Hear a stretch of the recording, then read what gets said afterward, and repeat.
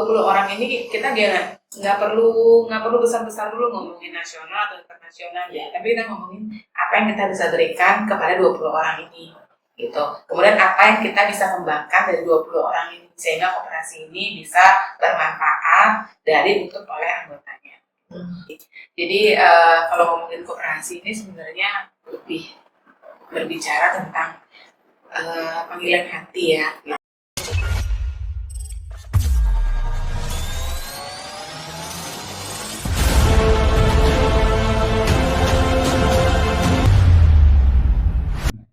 Hai sahabat koperasi, kita berjumpa di Pustaka dan Pasar Collab untuk edisi kali ini. Dan kali ini kita akan membahas strategi pemasaran koperasi. Saya mungkin tidak sendiri, saya ditemani narasumber saya untuk edisi hari ini. Kita langsung saja ke Mbak Nyoman Wirayuni, Sarjana Hukum, Ketua Koperasi Konsumen Sentral Utama Mandiri. Hai Mbak Yuni, apa kabar? Kita bertemu lagi. Kabar baik ya. Kabar baik. Tadi kita sempat ngobrol-ngobrol begitu ya. Dan tentunya sahabat koperasi ingin tahu latar belakang narasumber kita untuk kali ini. Siapakah Mbak Yuni ini? Saya juga kenal beliau sangat aktif begitu ya. Beliau adalah salah satu pengendali sebuah koperasi yang lumayan besar yang berbasis di Pemogan ya. Oke, Mbak Yuni, kita tahu koperasi itu biasanya kalau dulu disebut sebagai sebuah usaha yang digawangi oleh orang-orang yang berumur ya. Tapi dari sekilas saya dengar informasi koperasi yang Mbak Yuni kendalikan ini banyak anak-anak muda di dalamnya. Kenapa sih suka untuk bergerak di bidang koperasi ini? Apa tertariknya atau seperti makhluk apa sih koperasi ini sehingga begitu membuat Mbak Yuni harus meninggalkan sesuatu yang sudah menjadi hal yang kebiasaan setiap hari, ditinggalkan pekerjaan yang tentunya sudah melekat, kemudian ditanggalkan untuk pindah menjadi sebuah individu yang mengelola sebuah koperasi. Ya, terima kasih.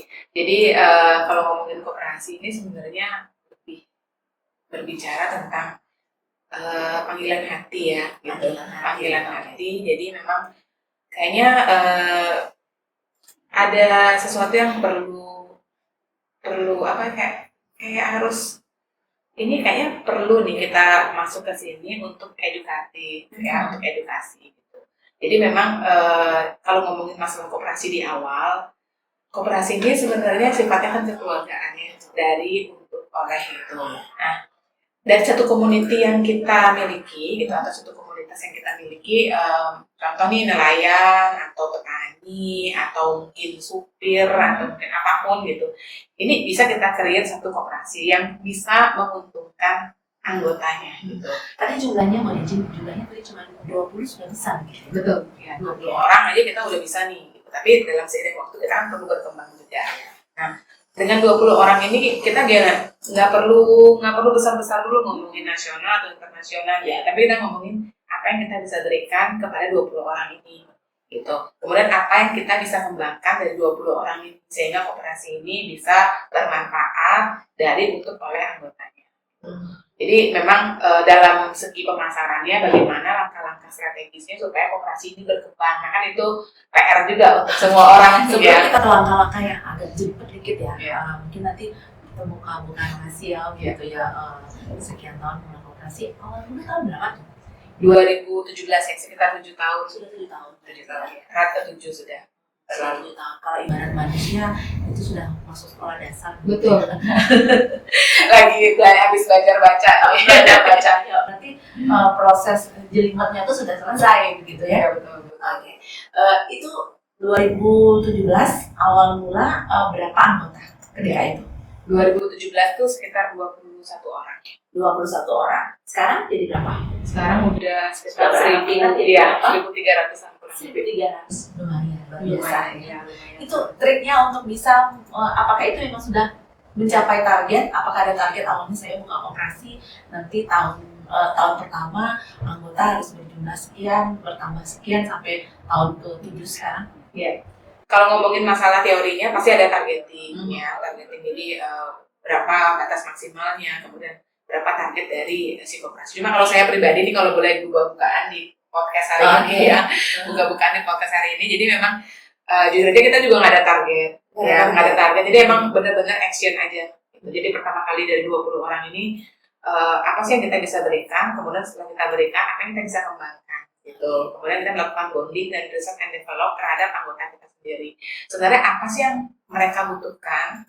Terus dari segi mana, kenapa mereka harus memilih kami? Ya, Terus yang kalau memang berpertanyaan seperti itu, saat ini anggota membutuhkan apa dan siapa-siapa saja sih mereka yang bergabung di Koperasi Konsumen Sentra Utama Mandiri? Ya.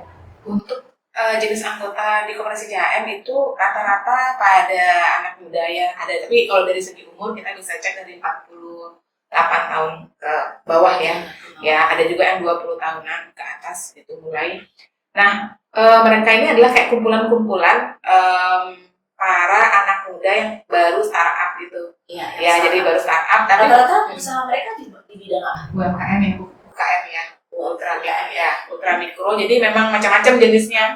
Ada juga yang dari rumah, Nile gitu. Ada yang juga sekarang bulu mata, yang Aldis lah, ada yang Egro gitu ya. Kemudian ada juga yang rambut-rambut, ada juga salon yang dari rumah, panggilan. Kemudian kalau itu yang dari segi mungkin pelayanan kecantikan gitu. Ada juga sekarang yang dari pelayanan yang lain. Contohnya memang dia bisa jualan sayur tapi nganter ke kos-kos. Jadi tinggal pesen aja, saya mau Indomie berapa gitu. Terus ada juga yang jualannya air mineral, gas gitu. Udah bukan, mereka tuh nggak punya warung, nggak punya warung, emang jualannya di rumah orang tuanya. Jadi gitu, mereka anak muda yang diberdayakan sehingga mungkin juga banyak edukasi ataupun banyak arahan dari orang tuanya tentunya. Kemudian mereka tuh ingin berusaha sendiri gitu. Nah, kami tuh masuk sebagai membantu para UKM ini. Jadi mereka sambil kuliah tapi jualan gas sama aqua galon, antar-antar. Gitu, jadi mereka keliling memanfaatkan digitalisasi yang ada saat ini begitu. Betul. Jadi mereka itu kalau kami di daerah Pemuga, kebetulan Koperasi CHM itu kan jago kandangnya ya, daerahnya daerah Pemuga. Tapi ditunggu loh, walaupun jago kandang, tunggu step-step selanjutnya Betul. bisa lebih besar dan lebih besar lagi tentu. Tapi jangan meninggalkan dari mana kita prinsip berasal. ya, prinsip koperasi itu sesungguhnya sesuai dengan pasal 33 begitu ya. Ya, betul. Oke. Ya, dan kalau melihat tadi dikatakan bahwa anggota itu, saya tadi sempat ngobrol dengan Mbak Yuni, ada dana rujak, begitu. Apa yang bisa diberikan oleh CHM ini selain mungkin dari sisi permodalan dibantu, untuk hal-hal lain, kira-kira ada yang bisa diberikan sistemnya seperti pembinaan atau pelatihan kepada mereka, begitu? Iya. Sebenarnya itu terinspirasinya juga dari Pusaka Collabs ya. Jadi di Pusaka Collabs dan Pasar ini kan memiliki inkubator bisnis ya. Dan itu mereka kita sebagai binaan Koperasi CHM sebagai binaan Koperasi Kota Denpasar sebenarnya tinggal ATM gitu, amati, tiru dan modifikasi dari Pusaka Collabs-nya. Akhirnya kita bikin satu inkubator bisnis di Koperasi CHM. Kemudian kita akan mencari para pelaku UKM yang betul-betul mau belajar bersama-sama dan bertumbuh berkembang bersama. Nah, untuk pelatihannya sendiri itu kita biasanya akan lakukan seperti kolaborasi, nggak bisa satu orang aja, jadi sekalian tuh 10 orang, 20 orang kita lakukan. Contohnya kita bisa menjembatani pembuatan izinnya, yaitu dulu, nah biasanya langsung aja tuh datang ke Pusaka Collabs. Nah, bikin NDB langsung jadi 5 menit, mungkin nggak sampai 5 menit, tim dari sini membantu. Iya, sahabat koperasi itu dijadikan ya tidak lebih dari 5 menit gitu ya. Sampai datang ke tempat ini, ke Pusaka Denpasar Collabs tidak lebih dari 5 menit, perizinan itu selesai. Jamin. Nah, Ya, mungkin ada sahabat koperasi yang masih mikir-mikir mau gabung di mana. Mungkin ada seorang milenial yang tentunya punya usaha kecil tapi kurang modal gitu, boleh dong? Boleh. Gitu. Jadi boleh banget karena kita juga dengan bunganya itu ringan sekali ya. Hanya 0,75. Gitu. Kalau bisa menyebutkan angka apakah boleh ya. Jadi 0,75 itu di bawah 1%. Mungkin mirip seperti produk-produk yang dari teman-teman yang lain dan rekan-rekan yang lain yang jualan gitu. Jadi emang bunga kita ringan. Selain itu juga emang di sini ada edukasinya, edukasi dan pembinaan, pendampingan secara sustainable atau berkelanjutan. Nah itu poin utamanya adalah apa yang kita bisa berikan, tapi bukan hanya money oriented atau mencari keuntungan semata, tapi apa yang kita bisa berikan kepada UKM ini gitu. Terus pengalaman-pengalaman apa atau pikiran-pikiran ke depan apa yang kita bisa berbagi cerita sama para UKM. Jadi contohnya, oh dia belum masuk ranah Gojek nih gitu, belum bisa digitalisasi, jadi kita bisa bantu di situ.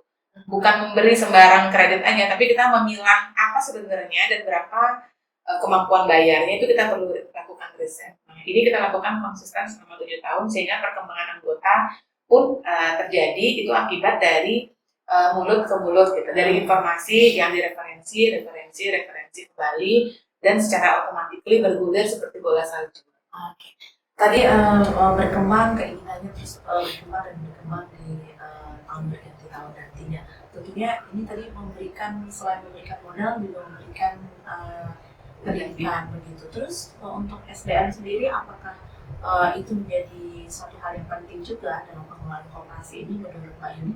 Iya pasti. Jadi pertama kalau kita ngomongin masalah SDM koperasi gitu, pasti yang saya lihat pertama adalah chemistry ya. Jadi chemistry dari pertama kali kita ketemu sama calon staff atau calon karyawan itu pertama yang saya lihat apakah kita memiliki visi yang sama, minimal dari warna aja. Apakah kita minimal warna kita, cara pandang warna kita sama.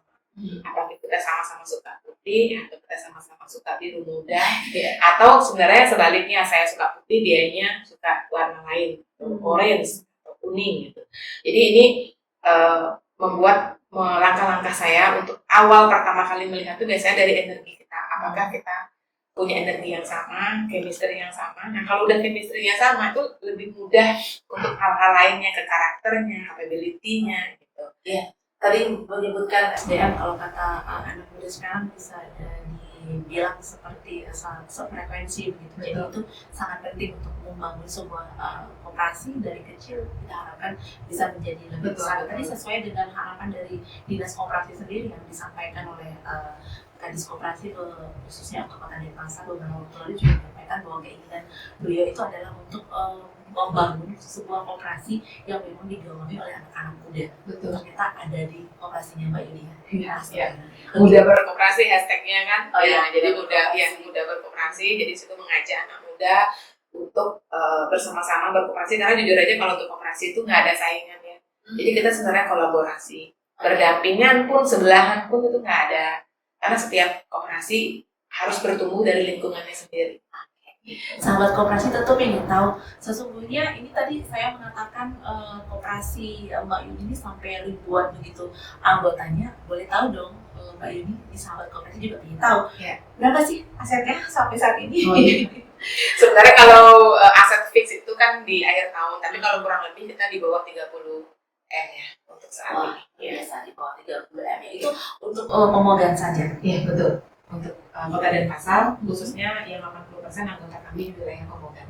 Boleh nggak kalau mungkin sahabat koperasi yang dari luar Pemogan ingin jadi anggota, boleh? Asal Kota Denpasar gas ya. Ayo gas. Iya. Tentunya tidak mulus-mulus saja begitu berjalan ya usaha untuk mengelola sebuah koperasi. Kira-kira masih ada tantangan-tantangan nggak? Apa yang biasanya terkendala, apalagi koperasi dari CHM ini adalah murni koperasi simpan pinjam. Itu rawan. Koperasi simpan pinjam itu rawan ya bisa dikatakan. Kemudian apa untuk bisa tetap survive begitu dengan anggota yang begitu banyak, aturan-aturan diperketat tentunya, ataukah ada trik-trik lain agar anggota itu memang tadi dikatakan koperasi adalah dari untuk dan oleh kita. Gitu. Pertama sih sebagai pengurus pengawas, payung hukum yang pertama, payung hukum harus betul-betul kita pelajari dan baca. Ini harus meluangkan waktu sekali untuk membaca tentunya. Kemudian forte-nya itu banget. Kemudian setelah itu dengan perubahan tata kelola koperasi yang habis self declare, kemudian ada juga banyak perubahan-perubahan undang-undang, itu membuat kita juga harus memiliki kompetensi, memiliki kompetensi terkait SDM kita itu harus memiliki kompetensi yang sesuai dengan positioningnya gitu. Kalau memang dia kolektor, ya diberikan dia kompetensi sebagai kolektor. Kalau memang dia sebagai juru buku atau teller, atau dia bendahara, atau dia sekretaris, manajer, ketua, semua harus memiliki kompetensi gitu yang sesuai dengan aturan atau payung hukumnya. Nah, di sertifikat itu akan menyatakan dia lolos atau tidak seperti itu. Jadi jangan ujuk-ujuk baru terima SDM terus langsung aja gas taruh dia di posisi itu. Jadi nggak seperti itu. Jadi memang begitu dia masuk ke koperasi kita udah punya modul edukasi untuk staf baru. Kemudian langkah-langkahnya dia dalam training tersebut selama 3 bulan memahami produk unggulan kita, kemudian bisa menjawab pertanyaan-pertanyaan yang biasa ditanyakan oleh para anggota. Nah, itu edukasinya biasanya terjadi selama 3 bulan. Jadi memiliki staf yang kompeten ini adalah satu aset yang sangat super luar biasa yang harus kita tanamkan di semua usaha, termasuk koperasi. Jadi tanpa SDM handal, kita tidak akan bisa mencapai koperasi yang sehat. Jadi itu tantangan yang harus dijawab gitu ya oleh SDM koperasi, utamanya di CHM ini. Tapi kita tidak menutup kemungkinan juga nanti mungkin setelah podcast kita ini didengarkan atau ditonton oleh sahabat milenial, misalnya ada yang masih dari lingkup Denpasar, boleh ya, walaupun di luar daerah Pemogan boleh bergabung begitu. Dan kalau koperasi simpan pinjam kan rawan namanya istilah tanda kutip kredit macet. Betul. Ada terjadi kan? Dan kalaupun ada terjadi, itu bagaimana pendekatan-pendekatan untuk bisa mungkin menghentikan kredit macet itu, kemudian kembali melakukan untuk bisa lebih berhasil lagi gitu. Iya. Kalau ini makin seru ya. Kalau ngomongin kredit macet sebenarnya seru banget gitu. Jadi terjadi tuh Mbak. Ya pasti. Jadi NPL ya. Jadi kredit macet itu pasti terjadi dalam suatu koperasi. Sebenarnya kalau untuk koperasi sendiri, koperasi CHM sendiri itu langkah-langkahnya seperti ini ya, mungkin simpelnya. Kalau kita jarang bertemu berarti bondingnya kurang. Ya, jadi nanti nggak kenal maka nggak sayang, kayak sebut begitu. Nah, untuk anggota yang memang memiliki kredit, harus sering-sering dikunjungi, Mbak Widya.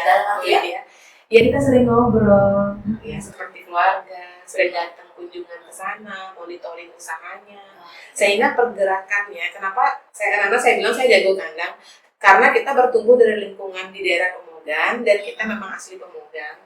Jadi untuk mengetahui historinya lebih mudah.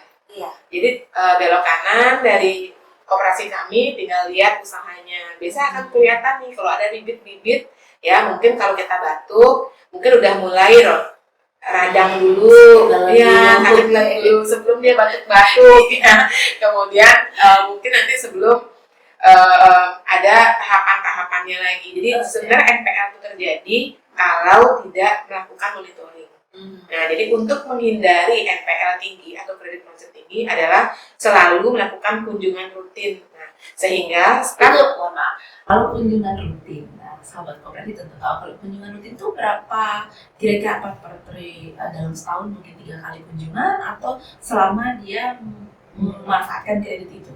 Iya. Jadi kalau untuk kunjungan, karena anggota ini kan bersifat 1 kali seumur hidup, setelah dia masuk dia akan menjadi anggota kita terus. Dia memang menjadi ada pinjaman ataupun tidak. Nah, kunjungan ini biasanya akan dilakukan oleh staf kami itu untuk monitoring. Jadi memang kalau selama kreditnya ada, dia akan tergantung koperasinya dari peraturan khusus koperasi tersebut. Apakah dia akan melakukan kunjungannya 6 bulan sekali atau sebulan sekali atau 2 minggu sekali, tergantung nih dari jenis kredit yang diambil gitu. Tapi kalau memang dia tidak menggunakan dana bergulir pemerintah, dia akan melakukan kunjungan itu bisa sebulan sekali. Nah, untuk kita pribadi, kita bisa melakukan kunjungan itu 2 minggu, mungkin online sekali, offline-nya sekali, seperti itu. Jadi tadi sahabat koperasi harus tetap dikunjungi, itulah fungsinya SDM koperasi ya. Kita harus terus bersama untuk menjaga.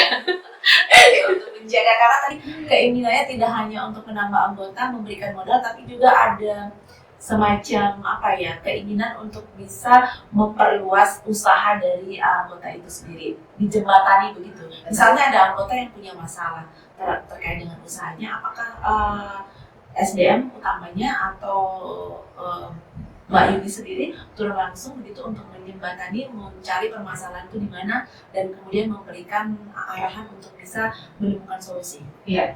Nah itu sebenarnya fungsi dari kompetensi dan pengalaman. Gitu. Okay. Jadi sebenarnya kolaborasi antara kompetensi, pendidikan dan juga pengalaman. Jadi begitu pasti kita akan turun ke lapangan kalau memang terjadi satu case yang memang staf kami tidak mampu ya dan tidak kurang mampu bisa menyelesaikan gitu. Jadi kita akan kupas dulu nih. Kita kupas dulu, balik lagi ke awal. Dulu pinjamnya seperti apa, usahanya seperti apa, dan kenapa ada seperti ini. Biasanya kita lakukan kembali lagi ke ranah awal saat mereka pinjam. Tapi kalaupun ternyata nggak ada solusi nih gitu, kita akan lihat lagi historinya. Apakah ada disengaja nih, atau memang ini emang nggak sengaja nih dia melakukan ini. Dan ini benar-benar lagi apes banget ya itu. Kita biasanya akan bantu melakukan restrukturisasi. Malah pun kalau di sana belum selesai, kita bisa tambahkan modal lagi gitu untuk memulai. Bisa kita memulai. Nah, kita lihat dulu historinya. Histori dari si pengusaha ini, karena pinjaman di koperasi pun seperti di koperasi CAM itu maksimalnya 25 juta, jadi ya kadang-kadang kita masih bisa berikan lebih dari itu, ya bantu dia top up lagi untuk kembali setidaknya ada modal untuk memulai usaha ini. Salah satu contoh, ada salah satu anggota kami itu jualan dupa tuh laris banget dan kebetulan dari modal awal berapa? Mungkin itu jualan rumahan itu 15 juta ya. 15 juta. Betul, 15 juta. Itu dari koperasi. Betul, dari koperasi. CHM. Betul, dari koperasi CHM. Nah, dia ini pintar banget jualannya memang. Ya, dia langsung tembak ke salah satu Serati Banten. Tembak ke Serati Banten itu kalau bikin penjahit itu semua dupanya dari dia. Segala macam. Terus dia juga pintar nih, dekat sama orang-orang daerah juga. Kalau kalian di situ ya, kalau di orang Bali namanya ada mejenukan apa. Biasanya dia suka ambil paket, jadi langsung kayak satu tempatnya isi dupa, isi beras. Nah dia langsung bikin paketan, jadi para staff atau pegawai yang nggak mau ribet gitu. Seperti saya sendiri juga kadang-kadang gitu, jadi tinggal beli aja, udah tinggal telepon, dia bisa antar. Mau mejemukan kemana? Iya, sudah disiapkan gitu begitu ya, sudah ada bulannya, ada dupanya. Iya, lengkap banget begitu. Iya, sampai tempatnya, sampai ini langsung dikasih yang punya, nggak perlu balik lagi. Gitu. Jadi dia emang pakai hemat, jadi sekitar sahabat koperasi. Iya, banget. Ya tapi lagi apes ya, kita yang sibuk. Betul itu sangat bermanfaat sekali ya. Apesnya itu karena usahanya ternyata waktu itu ada konser atau apa terbakar lah usahanya ini gitu. Karena rupanya terbakar. Entah apa saya nggak tahu ya, karena memang pokoknya istilahnya ludes semuanya gitu. Nah ini kan kita juga perlu cek historinya. Nggak mungkin kita bakal biarin usaha ini yang punya potensi segitunya dengan kondisi usahanya ludes itu WA masih masuk kayak bisa kirim nggak ini masih, nah dia mana cari barang nih gitu. Sedangkan kan dia sendiri juga udah nangis tuh gitu. Dan akhirnya saya turun ke lapangan bersama tim ngelihat langsung kayak wah ini nggak bisa. Nah kalau kondisi seperti itu apa yang dilakukan? Ya pasti kita melakukan rapat dulu kepada pengurus pengawas, menyajikan data, presentasi. Nah itu nih yang untuk meyakinkan pengurus pengawas ini perlu ketulusan dari si account officer-nya atau para kolektornya nih. Dia harus menyajikan data yang membuat empati, simpati, sehingga lebih besar kemungkinan disetujui atau mengarah ke arah membantu gitu. Si UKM ini gitu. Jadi setelah disajikan datanya dan betul, kemudian dia juga udah bingung, akhirnya kita juga bantu dengan memberikan restruk namanya atau restrukturisasi, kemudian menambahkan modal sehingga dia bisa. Nah, akhirnya bangkit, tapi memang ya nggak mudah ya, perlu proses begitu. Semua juga ya. Baik, sahabat koperasi, itu tadi Mbak Yuni sudah menyampaikan bahwa memang seperti itulah usaha-usaha yang dilakukan oleh CHM untuk bisa memberikan kesejahteraan kepada anggotanya, membantu, tadinya sudah membantu modal, kemudian terkena musibah untuk bangkit lagi, itu yang dilakukan. Dan kita ingin tahu juga seperti apa sih dari tahun 2017 sampai dengan tahun 2024 atau 2 bulan lebih dari tahun 2024 di bulan Februari 2025 sekarang, tentunya ada yang masa yang dilewati adalah COVID-19. Apa trik-trik dari CHM ini untuk tetap bisa survive di COVID-19? Apakah ada keringanan? Tentu saat itu pasti ada cicilan-cicilan yang nggak kebayar Iya, gitu. betul banget. Ini udah diterawang kayak sama semua orang ya.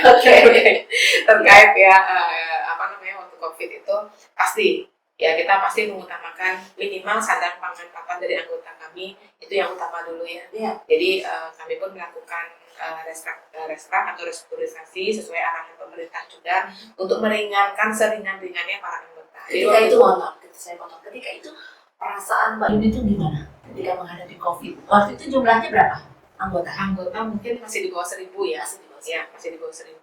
Jadi waktu itu langkah pertamanya ya pasti mengumpulkan dulu, mengumpulkan data, data mana yang staff, yang biasanya yang PNS, BUMN itu kan tidak terdampak COVID. Jadi kita lebih edukasi. Jadi tolong bantu kami melakukan pembayaran tepat waktu dan juga melakukan cicilan yang sesuai. Jadi jangan jadi penumpang gelap nih, padahal sebenarnya tidak terdampak tapi menyatakan terdampak. Nah ini kita lebih edukasi begitu. Nah penumpang gelap ini mulai dipangkas-pangkas, jangan sampai ada yang masuk dalam penumpang gelap gitu. Nah itu jadi begitu mereka kita udah bagi batch-nya, jadi yang betul-betul bisa membantu kita full bayarkan. Yang betul-betul terdampak kita mungkin berikan celah adalah keringanan bunga. Selain itu juga mungkin keringanan seperti grace period, tidak membayar pokok dulu. Gitu, tidak membayar pokoknya mungkin setahun, kemudian kita lihat lagi, kita riset lagi apakah nanti setelah kita melakukan kunjungan ternyata usahanya udah membaik atau belum. Tapi waktu itu 1 tahun ternyata memang tidak baik setelah 1 tahun ya. Jadi waktu itu saya harapan saya paling sebentar gitu kan, nanti aja udah baik. Kita memasuki tahun 2024 kalau tidak salah ya, itu baru meredam gitu bisa dikatakan, dan itu pastinya untuk usaha sangat terdampak gitu. Mengerikan sekali sih waktu itu ya bagi saya gitu. Tapi memang yang menguatkan sih kembali ke anggota ya, karena dia bilang kita tarik mundur lagi benang merahnya itu dari 2017 anggota yang selalu berdampingan bersama kita ini memang tidak pernah melakukan ketelatan bayar, tidak pernah bermasalah. Hanya saat COVID aja nih ya, itu tuh 2020 puncaknya. 2020 puncaknya banyak banget nasabah yang atau anggota kami yang tapi sekarang sudah normal. Mulai 2022 ke 2023 itu udah malah mereka yang langsung bilang kayaknya udah baik kan, kita juga nggak mau terus begini gitu. Karena koperasi ini milik kita. Betul. SAU saya nanti bagaimana? Iya. Saya lupa saya dengan SAU. Karena kembali lagi ke para anggotanya karena gitu. Betul. Iya. Kemudian mungkin sahabat koperasi juga ingin menggali lebih banyak lagi dari Mbak Yuni ini, apa sih trik-trik untuk bisa menggait milenial, karena tadi dikatakan bahwa koperasi strategi pemasaran juga harus dilakukan dengan media sosial yang ada, dengan memanfaatkan digitalisasi. Apakah itu sudah diterapkan juga di ACHM? Betul. Jadi yang utama untuk strategi pemasaran yang dilakukan untuk era sekarang pasti digital ya, Bu Widya. Jadi digital ini memang kayak jadi forte utama di bidang pemasaran. Selain itu juga kenapa pilihannya anak muda, pasti tentunya lebih cepat, inovasi, kreatif, pokoknya dia udah komplit lah ya kalau untuk anak muda sekarang. Kemudian bagaimana sih kenapa kita bisa berkembang di era anak muda sekarang? Karena memang kita sendiri itu melakukan kajian terkait tentang sebenarnya apa yang membuat mereka safe, yaitu apa yang membuat mereka aman memilih koperasi CHM. Gitu. Jadi kalau saya menabung di rumah, bedanya sama di koperasi CHM, apa bedanya? Saya jadi begini. Saya kalau yang Kota Denpasar ingin juga nih, apa bedanya? Jadi mungkin kalau untuk mereka berhitung, mungkin kalau dari segi konvensional, koperasi ini berdampak dalam satu atau bertumbuh dari lingkungan. Jadi kita ngomongin 1 kilometer dari, saya jadi nggak berpikirnya tuh begitu ada koperasi, wah harus ngomongin si A, teman saya harus jadi anggota kaya, enggak. Tapi 1 kilometer dari koperasi kami, udah jadi anggota belum? Gitu. Jadi tetangga saya yang di kanan, atau uak saya yang di kiri, atau mungkin nenek saya yang di depan rumah. Betul, gitu. Jadi saya mikirnya malah nggak ke teman-teman atau relasi yang jauh-jauh, tapi lebih mikir 1 kilometer, 1,5 kilometer, 2 kilometer, 3 kilometer terus. Jadi seperti zona dia. Ya seperti zona. Jadi kalau wilayah kami di Pemogan, di Glowor Cari, minimal kepala wilayah atau kepala lingkungannya udah jadi anggota kami belum? Dan desa adatnya. harus sudah, dan beliau datang juga dalam rangka kami ya gitu. Jadi ini mesti di wilayah kami dulu lah gitu. Jadi tetangga-tetangga, saudara-saudara yang mungkin kayak satu pura, satu sangga, kita namanya di Bali, dan saya jago kandang begini ya, jadi emang itu aja awalnya. Nah dari situlah akhirnya direferensi kembali gitu, sehingga untuk kalau ngomongin anak mudanya kembali itu biasanya produknya. Kita ada produk yang kita bikin harian ya, untuk yang memang budgetingnya harian. Kita juga ada yang mingguan, kita juga ada yang bulanan dengan nama-nama yang berbeda gitu. Ada namanya siasa, ada namanya si buru. Kemudian kita juga punya simpanan berjangka, kita juga punya simpanan yang memiliki pertanggungan, jadi gitu. Jadi ini kita ngelihat dari anggota kita sendiri. Jadi saya tuh sebenarnya obses sama anggota saya. Oh ini si ini nih jualannya tiap hari, berarti kita butuh tabungan yang setiap hari. Tapi setelah semua koperasi itu juga memiliki tabungan setiap hari. Tapi apa bedanya? Apa fortinya? Jadi itu yang kita sesuaikan dengan anggota kita. Jadi oh ternyata setelah ikut tabungan harian kita punya undian untuk para anggota ini gitu. Oh undiannya berupa apa? Ada emas atau mungkin motor atau mungkin alat-alat elektronik dan segala macam. Jadi ini perlu setiap produk memiliki gimmick. Ya. Ya. Jadi kalau emang tabungan hariannya itu gimmicknya. Nah, kalau yang bulanan apa? Gitu. Kita juga punya tabungan yang seperti harian atau tabungan upacara, namanya siasa, simpanan niatnya sesa. Ya betul. Iya, seperti cingkrem ya. Okay. Ya, cingkrem galungan. Jadi cingkrem galungannya juga kita tambahkan gimmicknya. Kalau gitu. saya kenalnya paling minim tuh Mbak Yuni, ketekan. Iya, betul. Gak terasa. Iya. 5.000. Biasanya kalau Nah, ibu udah kasih tahu nih kan. Jalan galungan itu bisa kita cairkan begitu.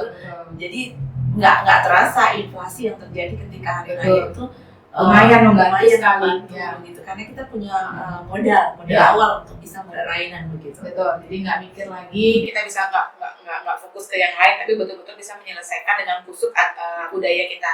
Karena modalnya udah kita kumpulkan sedikit demi sedikit, seperti yang sesa atau membanten saiban setiap hari.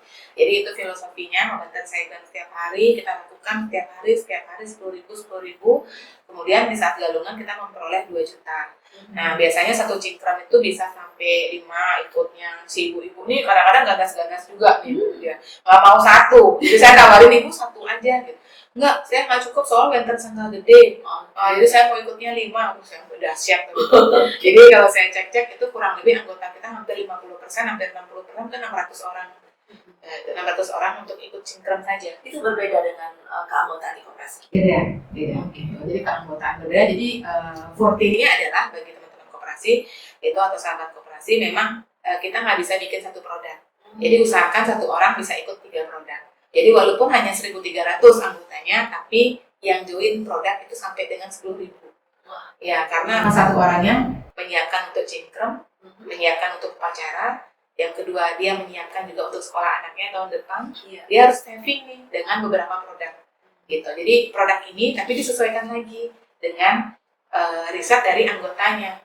Ya, jadi karena anggota kami di bawah 48 tahun, ibu-ibunya baru punya anak masih kecil-kecil kan, ya masih kecil-kecil. Jadi saya langsung kayak udah kita bikin produk yang untuk tabungan 1 tahun. Setahun, jadi dia tabung 100.000 per bulan, jadi dapatnya 1.200.000, atau dia ikutnya yang 5 juta, yang tergantung gajinya kan. Gitu. Jadi itu kita sesuaikan dengan kita intinya harus tahu dulu siapa anggota kita. Kita harus mengetahui dulu apa kebutuhan anggota kita, sehingga market produk yang kita miliki bisa berjalan secara berkelanjutan. Mungkin itu juga seperti ini dia Mbak Yuni. Mungkin ibu-ibu tuh berpikir begini, tabungan berjangka seperti itu bisa dilakukan sembari untuk mengurangi. Biasanya kalau ibu kan suka cuci mata. Itu saya banget juga. Itu saya banget.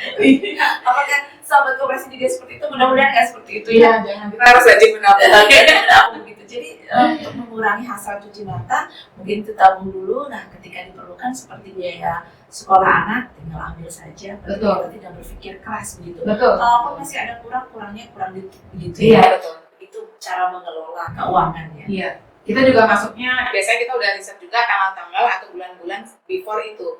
Jadi kalau memang kenaikan sekolah itu bulan Juli, kita udah jualan tabungan itu dari bulan Desember. Desember, Januari, Februari, Maret. Nah, jadi dari 4 bulan itu kita udah push gitu. Jadi karena nanti cairnya di Maret, jadi before itu mereka udah punya dana yang cair sebelum Juni. Ya, jadi itu biasanya tanggal-tanggal yang pas. Contoh galungan akan jatuh nanti di bulan April, ya, April 2025. Cingkrem itu akan dilakukan pengundian dan juga pembagian tuh 1 minggu sebelum Sugian, ya, 1 minggu sebelum Sugian itu berarti di bulan Maret. Nah, di Maret mereka tuh udah dibagikan nih dana untuk siasanya. Nah, kapan kita waktunya jualan? Nah, biasanya kita jualan tuh before itu, ya, berarti mulai Februari akhir kita udah mulai. Jangan lupa saksikan undian siasa bulan Maret dan jangan lewatkan langsung join lagi di siasat tahap selanjutnya kayak gitu. Jadi memang langsung kayak ditempelin gitu. Ya, 3 bulan ini selesai, nanti buka lagi yang baru. Buka lagi yang baru dengan 10.000, ya rekrutnya 2 juta dipotong 10.000. Oke, apalagi seperti tadi sahabat koperasi dikatakan oleh Mbak Yuni tadi bahwa di keanggotaan itu ada yang punya usaha dupa. Syukur-syukurnya ada yang punya usaha kue juga, punya toko buah juga. Jadi berputar di situ saja uangnya ya. Nah, sebenarnya di koperasi juga begitu. Nah, itu terbukti mungkin dari RAT ya. Kalau dari RAT kami itu selalu punya tenan UMKM. UMKM-nya siapa ya, anggota lagi. Kemudian kalau memang itu sahabat koperasi pasti tahu ada sesuatu yang ditunggu oleh anggota ketika RAT SHU. Itu gimana SHU? Rata-rata berapa besarannya? Mungkin yang terkecil dan yang terbanyak begitu biasanya kan tergantung dengan keanggotaan, waktu keanggotaan. Betul. Jadi kalau untuk SAU kita sih ada rumusnya ya, sudah rumus makan sebenarnya dari peraturan pemerintah, kemudian edukasi juga dari dinas ya. Nah itu biasanya kita berikan 100% untuk SAU-nya tersebut. Ya rata-rata nilainya mungkin tergantung ya, tapi saya nggak bisa sebutkan nilai angkanya, tapi tergantung dari simpanannya, simpanan anggotanya, simpanan pokok berapa ditambah simpanan wajib, ada pengalinya. Nah, jadi semakin banyak simpanan wajibnya, semakin banyak SHU-nya. Jadi emang patokannya seperti itu. Ada simpanan sukarela juga? Untuk saat ini simpanan yang wajib kita ada 2, simpanan pokok dan simpanan wajib dan simpanan pokok saja.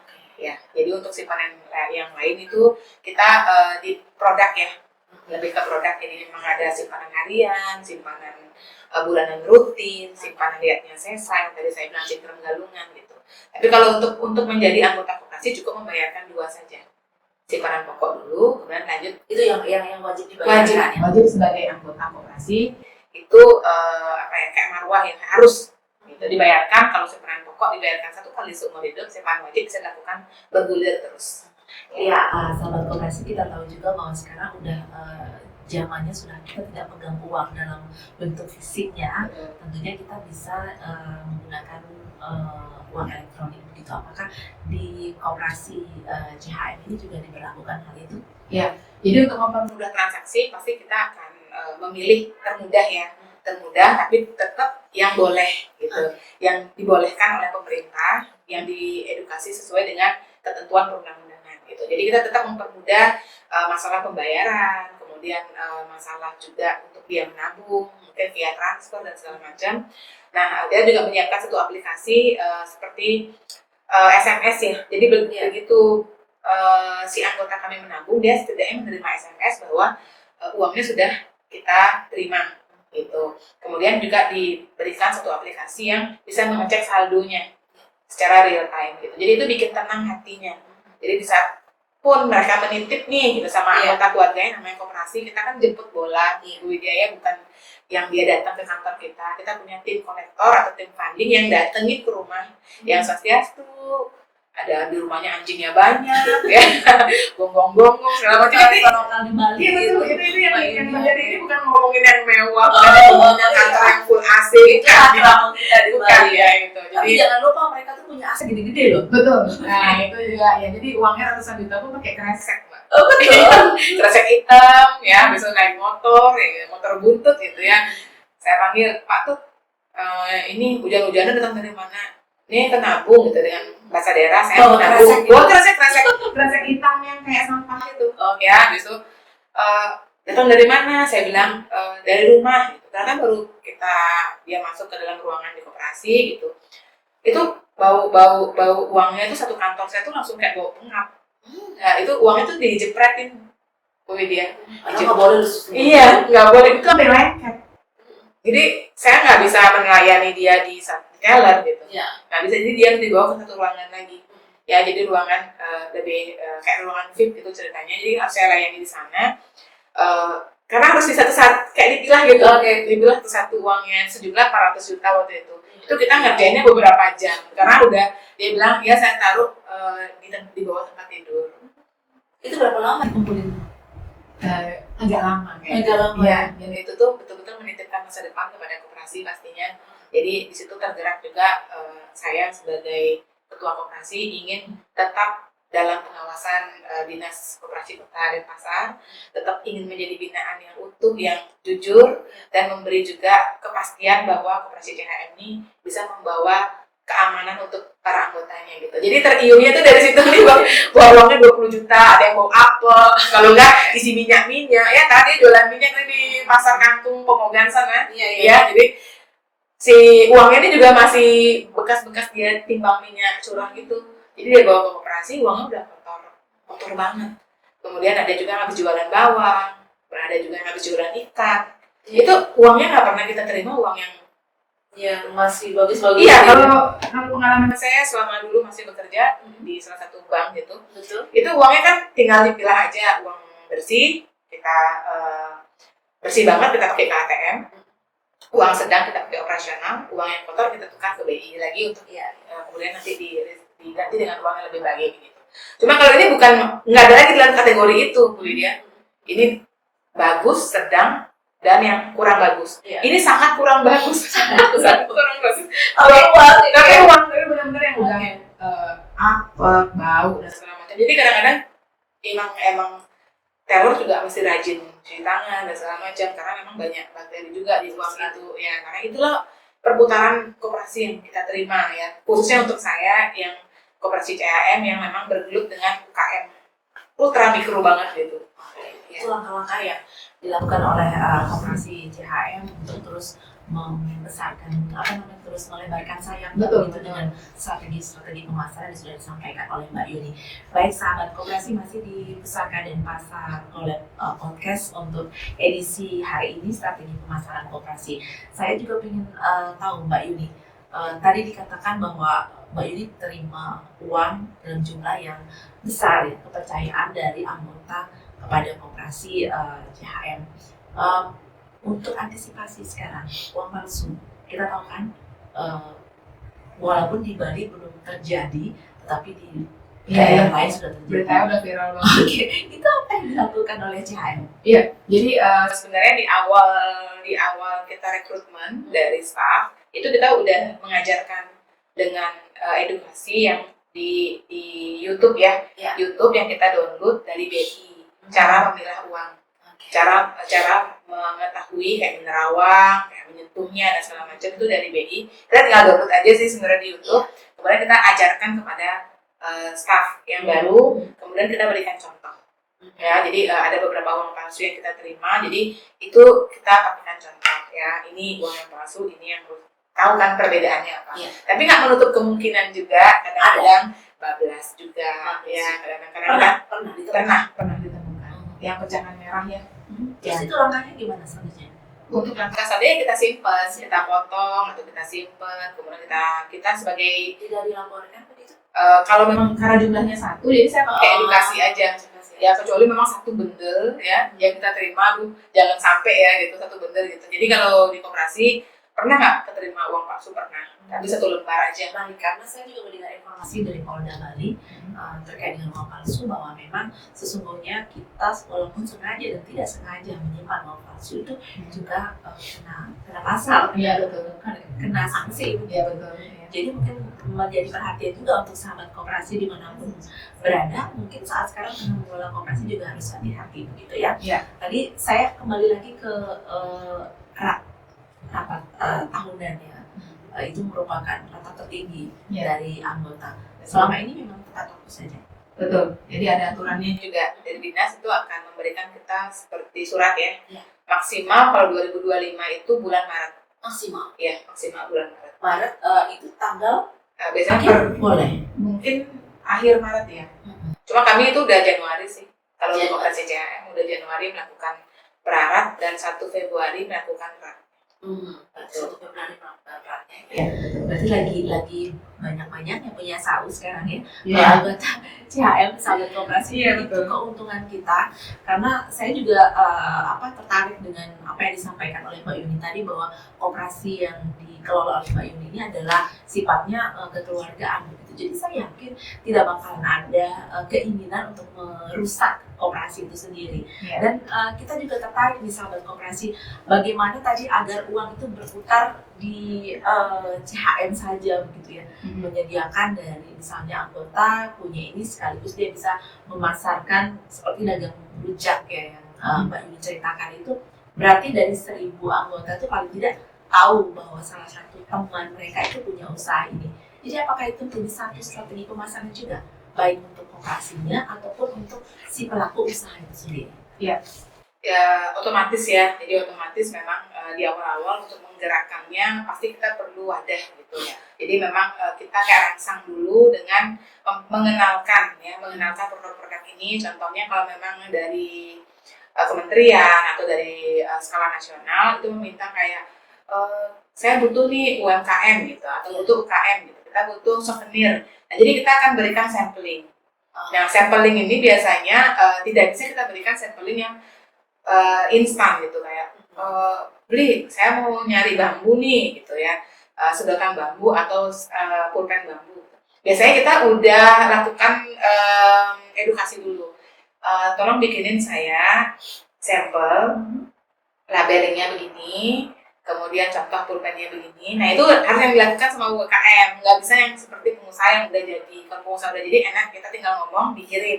Tapi kalau UMKM kita yang harus request logonya mana, tuliskan fontnya udah bener belum, terus packagingnya gimana. Nah, ini yang perlu kita bina dan kita harus bantu referensi kemana mereka harus bikinnya gitu. Nah, jadi setelah mereka jadi kita sampling, kemudian baru kita taruh di kantor nih ya. Di saat ada yang butuh, kita akan kirim sampling secara gratis kepada yang membutuhkan itu. Nah, kalau dari segi makanan, biasanya kita akan banyak memberikan, biasanya kita dimintai sponsor. Contohnya CHM nih, kita akan ada odalan di pura mana. Biasanya kita akan diminta sponsor untuk kue 1.000 atau kue 2.000. Nah, kita akan cek lagi. Nah, sebelumnya itu juga ada sampling. Ada nggak di anggota gitu ya? Iya, kita bisa sampling yang jualan makanan mana aja, yang pengrajin mana aja, yang UKM nih, clothing atau baju, yang kayak gitu mana aja. Kita udah yang biasa mana gitu. Jadi kita udah lakukan riset dulu pada anggota kita sendiri. Nah, kemudian setelah kita kirim, kita biasanya belinya dari mereka. Tapi memang belinya nggak sekalian langsung 1.000 pada satu UKM. Nah, kalau kita punya 10, berarti kita akan pesan 100 per satu UKM sambil kita riset produk yang dia kirim apakah bagus atau memang sedang-sedang aja. Tapi kalau diedukasi bisa bagus nih kayak gitu. Nah, itu biasanya packaging kita akan atur, tambahkan logonya, kita branding ulang lagi gitu. Nah, setelah itu kita lakukan setahun, 2 tahun, 3 tahun, akhirnya mereka tuh menemukan satu titik forte dari usaha mereka sendiri, kayak ini dia nih, ternyata setelah di packaging begini nih lebih laku atau lebih praktis gitu. Nah, akhirnya di saat mereka ada nomor teleponnya, terus logonya juga udah kebaca gitu. Nah, otomatis kayak berjalan sendirinya sampai sekarang mereka tukar-tukaran sendiri kayak gitu. Dan kita juga kalau mau rat atau undian, kita belinya contohnya mau pakai keben gitu. Dia juga sama anggota atau pengrajin yang langsung bikin gitu. Konsumsinya juga sama anggota ya? Betul. Jadi emang jadinya lebih terikat, lebih bonding gitu. Jadi otomatis setiap dia ada butuh, dia ingat kita ada butuh, kita ingat dia gitu. Ya. Baik sahabat koperasi, itu disampaikan oleh Mbak Yuni, benar-benar tertarik sekali kita dengan CHM ini, luar biasa ya. Dan kalau kita bicara tadi terkait dengan SDM, sekali lagi SDM itu kunci keberhasilan dari sebuah koperasi.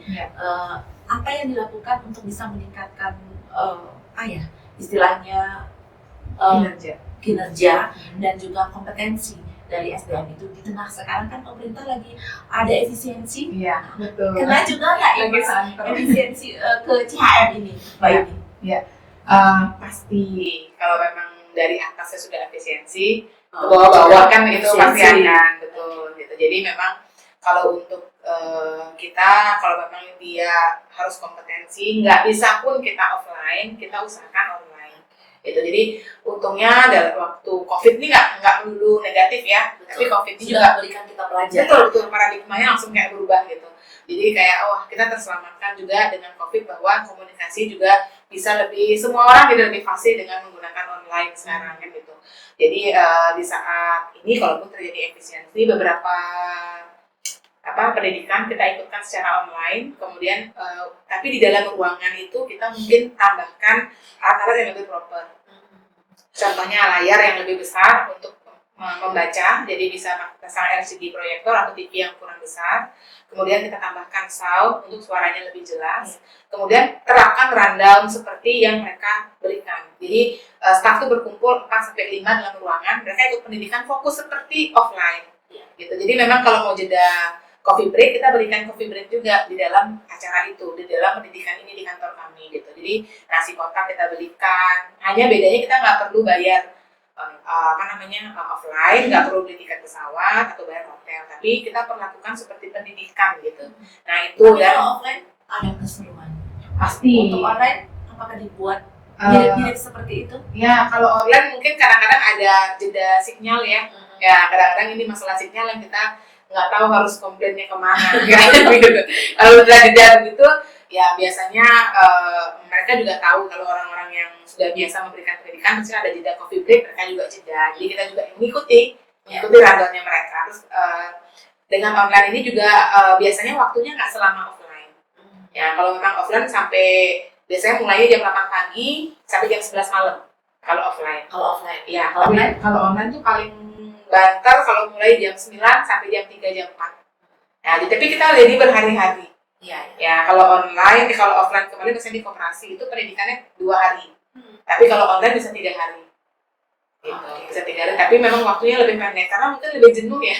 Iya, lebih jenuh memang. Lebih jenuh kalau online. Tapi mau tidak mau kita tetap harus laksanakan ya. Betul. Karena itu peningkatan kompetensi dari SDM. Iya, koperasi itu benar-benar bermanfaat untuk untuk kedepannya gitu, jadi lebih pasti mereka bisa melangkah tanpa ragu gitu, karena mereka udah tahu nih payung hukumnya, kemudian yang boleh yang nggak boleh mereka lakukan di koperasi atau dalam melaksanakan tata kelola koperasi yang benar itu mereka tuh udah jadinya udah tahu nih, jadi dan bisa menjawab bantahannya kalau memang ada informasi yang nggak benar. Gitu. Iya. Kemudian kita masih di Pusaka Denpasar podcast ya. Kalau kita bicara tadi komunikasi nih, Pak Yudi. Sahabat koperasi pasti penasaran ya dengan ribuan anggota seperti ini, apa memungkinkankah untuk sebuah komunikasi dibuat dalam sebuah grup begitu? Iya, kalau untuk grup sih kami belum melakukan komunikasi via grup, tapi kita untuk komunikasi setiap harinya gimana? Biasanya kita daftar siaran ya. Kita akan melakukan broadcast aja kalau memang ada informasi dan menunggu mereka konfirmasi kepada customer service yang kita siapkan gitu. Jadi kalau memang kita ada informasi, kita biasanya broadcast di daftar siaran itu berupa flyer elektronik gitu. Ya, jadi kita akan mengadakan apa dan seperti apa gitu. Nanti kalau memang kurang jelas dari rundown atau dari informasi itu, mereka bisa langsung menghubungi aja PIC-nya. Karena jujur aja memang di dalam koperasi akan punya exposure ya, satu staff dia akan punya satu exposure yang dia kelola. Nah, contohnya satu staff itu 1 miliar. Jadi 1 miliar orang ini, 1 miliar rupiah ini akan dikelola oleh si A. Nah, nanti dari 1 miliar ini berapa orang? Bisa 50 orang gitu. Atau bisa 100 orang. Jadi ini nih anak didiknya ini, si A ini. Ya, jadi kalau di koperasi sistemnya seperti itu. Jadi per 100 orang itu ada yang pegang PIC-nya, ibaratnya seperti itu. Jadi semakin bertambahnya anggota, makanya staf kami juga harus bertambah. Sekarang ada berapa staf? Kalau untuk koperasi 10, kemungkinan kita akan tambah 4 lagi di tahun ini, jadi kurang lebih 14-15 ya. Cukup. Sebenarnya kalau dibikin struktural banget pasti kurang ya. Tapi efisiensi jangan lupa ya. Iya. Efisiensi lagi-lagi. Ini kayaknya ada benang merah di Oke. Jadi seperti itu ya tadi. Sempat sedikit kita perdalam lagi sahabat koperasi terkait dengan inkubator bisnis. inkubator bisnis yang memang digaungkan oleh Dinas Koperasi, yang mana setiap pelaku juga tentunya menginginkan hal yang sama ya terjadi di sebuah usaha koperasi itu, karena nanti akan bisa berkembang dan berkembang, bisa membesarkan koperasi itu sendiri. Ya. Kalau inkubator bisnis sampai saat ini sudah sejauh mana? Sebenarnya belum banyak juga, karena memang inkubator bisnis ini juga baru kita dapat tuh di tahun lalu ya dari Dinas Koperasi Kota Denpasar. Jadi saya selalu di setiap ketemu sama tim atau sama staff-staff di Dinas Koperasi selalu mengingatkan kayak Bu Yuni, ayo tetap gaungkan UKM-nya, tetap gaungkan inkubator bisnisnya gitu. Jadi dari situ kita langsung ambil langkah itu untuk membuat inkubator bisnis di Desa Pemuda. Jadi kayak mengajak yang mau, karena nggak semua juga mau. Kenapa? Ya karena memang sibuk ya, banyak pesanan, terus SDM yang kurang, nggak bisa keluar. Iya, inkubator bisnisnya. Iya, butuh waktu pasti. Karena mereka harus kayak labeling ulang. Mereka kadang nggak mau kayak ini aja udah ada yang udah laku. Nah, padahal inkubator bisnis ini kan mengajak naik kelas. Betul. UMKM naik kelas. Jadi dari brandingnya dia plastik gitu. Jadi kita kasih yang ramah lingkungan nih gitu. Jadi kenapa nggak bikin yang kemasan lain? Contohnya kita bisa pakai bahan yang jangan kemasan sekali pakai atau plastik sekali pakai gitu. Dan kita tuh udah kasih beberapa sampel. Ya, kemudian kita juga kayak berikan contoh-contoh usaha yang sama, kemudian tapi sudah go nasional, malah go internasional gitu. Jadi ini kita bisa berikan edukasi. Tapi kan kita nggak bisa memaksa dan ego sendiri gitu kayak ayo gitu. Tapi kalau dianya nggak action juga kita nggak bisa. Jadi otomatis dari 50 UKM 15 yang jalan aja udah syukur banget. Dan 15 yang jalan. Iya, hampir 15% ya, atau 10%, 15% itu. Jadi memang harus di-push ya. Kalau memang UKM ultra super mikro ini emang ada yang gaptek kayak gitu. Jadi emang yang nggak bisa, nggak bisa pakai itu handphone. Itu usaha apa? Macam-macam usahanya. Jalan. Kalau mau jualan makanan, Gojek ya contohnya, kayak masuk ke online gitu, jualan online atau pesan via WhatsApp deh gitu. Jadi kita sebar, contohnya kartu namanya, ada yang kata makanannya enak banget masalahnya, bersih. Nah itu betul-betul yang apa ya, nggak ada campuran. Ya emang kalau emang jualan kurang di mana? Ya pemasaran. Iya pemasaran. Lagi-lagi ya sahabat koperasi dimanapun berada, pemasaran tuh menjadi satu hal yang betul harga mati ya buat sebuah usaha itu bisa berkembang gitu. Iya, karena tiap marketnya mereka sebenarnya udah jelas banget, jadi udah puas segitu gitu. Jadi mereka juga udah bukanya 20 tahun, ya jualan kue udah 20 tahun, kue ketan gitu. Ketannya benar-benar ketan asli, dikerjain secara tradisional, bersih, bagus gitu. Enak lagi, kenyal. Bisa jadi pengen. Itu emang bagus itu. Cuma dia bilang ini sebenarnya di siaran ya, kita buru ke situ langsung. Cus ke sana. Jadi tapi selalu perlu tingkatkan dong ya penjualan yang sekarang. Nah, tergantung beliaunya mau atau enggaknya gitu. Dia bilang, tapi biasanya kendalanya di umur ya. Kalau beliaunya udah lingsir atau udah berumur, biasanya nggak mau. Regenerasinya ada. Regenerasinya kadang-kadang udah memilih choice yang lain, atau ada pun juga yang memilih itu. Kalau beruntung lagi memilih choice usaha itu, kita bisa adakan edukasi kepada regenerasinya atau penerima estafetnya gitu. Jadi kita bisa berikan, ini kuenya udah kan enak, apa nggak mau di ini mungkin nggak Bu Yuni, mungkin ya ada contoh nih ini oh ya karena sama ya, tapi kalau dia bisa jual lebih mahal kayak gitu ya, termasuk untuk pasar online. Iya, karena jujurnya jualannya tuh kayak contoh kopi ya gitu, dia jualan di warung kue sama kopinya masih 2.000. Hari ini? Iya hari ini. Itu nih umumnya masih ada 2.000. Iya, saya masih hidup ini.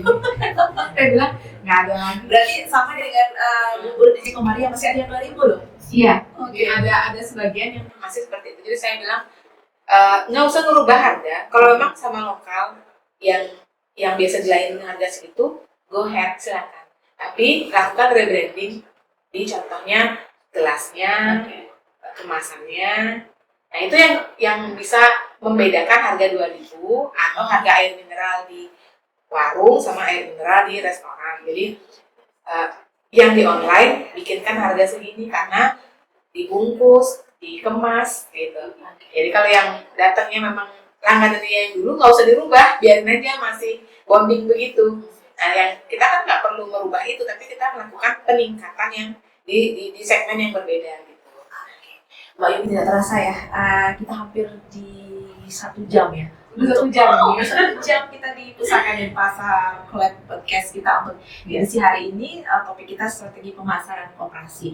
Mungkin ada hal-hal penting yang Mbak Yuni harus sampaikan kepada sahabat koperasi agar koperasi itu tambah berkembang, kemudian mensejahterakan anggotanya begitu. Iya. Jadi untuk penutup ya. Jadi mungkin kalau dari saya pribadi, intinya mulai aja dulu, jangan ragu.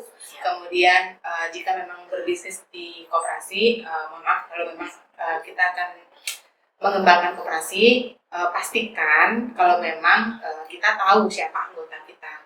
Pastikan kita tahu forte produk yang kita akan kembangkan. Kemudian jangan lupa juga bahwa sesuatu yang konsisten, fokus dan berkelanjutan menjadi acuan utama agar koperasi itu bisa berkembang. Jadi tadi disampaikan harus berani memulai, gitu ya, sahabat koperasi. Jadi jangan tanggung-tanggung, harus berani memulai dan siap jatuh bangun. Pasti semua usaha ya. Baik, sampai di sini tampaknya perbincangan kita di strategi pemasaran koperasi untuk Pusaka dan Pasar Collab Podcast. Jadi kita nanti sual lagi di topik-topik berikutnya yang lebih seru ya tentunya. Apa sih yang kita akan gali di perkoperasian ini, dan nanti kita harapkan juga koperasi bisa menjadi lebih maju lagi berbasis UMKM tadi, seperti yang disampaikan oleh Mbak Yuni bahwa Kota Denpasar memang terkenal dengan UMKM-nya di mana digawangi oleh anak-anak muda ya. Kita udahan dulu ya, Mbak Yuni ya. Sampai jumpa di topik berikutnya ya. Terima kasih. Terima kasih juga untuk sahabat koperasi dimanapun berada.